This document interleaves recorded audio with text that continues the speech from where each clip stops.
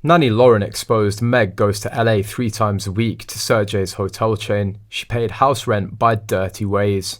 Because she's spending so much time in LA and she hates the Montecito home right now, it's a money pit and the upkeep is really expensive. No wonder she prefers the BHH, Beverly Hills Hotel. Also, the pic of her in the documentary, with the expensive purses, it looked like IMHO's Century City in a hotel there. So back to my question, why do they stay there? Meghan goes into LA almost every day. She mentioned that she goes to LA 3 times a week for business. They fly privately there or possibly take a helicopter or even drive sometimes. What's the point? Why not just move there? A shady Russian oligarch named Sergey Grishin sold Harry and Meghan the Olive Garden at way below market value. That's the way that they ended up there.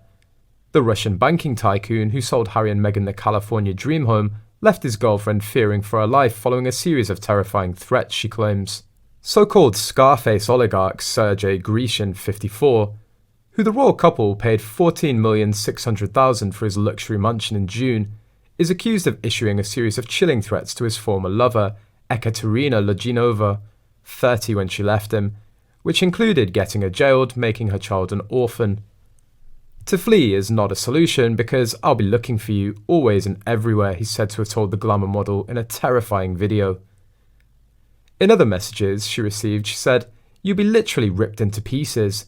And in another message sent 30 minutes later, she was warned her then 8-month-old son Mark would end up in an orphanage. Meghan these days is entangled in rumours of love with billionaire Getty. However, current information shows that Sergey Grishin is also the owner of a famous hotel chain in Beverly Hills. The question arises whether Meghan must visit Grishin and not just Gordon Getty. Also, the couple have lived in the villa for 3 years. They're still struggling to pay for the house expenses, water, maintenance, security fees, and repairs to the home. Even the principal to buy the house, $14 million, has not been paid in full to the previous owner, Grishin. Previously, the nanny hired by Meghan, Lauren, confirmed in the media Meghan will secretly book a conference room at the 5-star Beverly Hills Hotel, known to locals as the Pink Palace. With their home large enough to host most of her business meetings, the Duchess of Sussex is said to prefer to frequent the opulent hotel, which was favoured by the likes of Frank Sinatra and the Rat Pack in the 50s. The Sussexes were not embraced by the Montecitons, particularly after the Oprah interview and Netflix and Spare. I worked in Hollywood for 20 years and I'm pretty familiar with celebrity culture.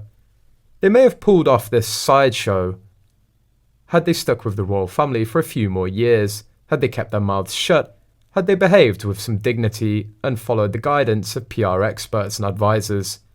But they're both impatient and self-absorbed and entitled and resentful of not getting the attention and special treatment that's earned, not demanded.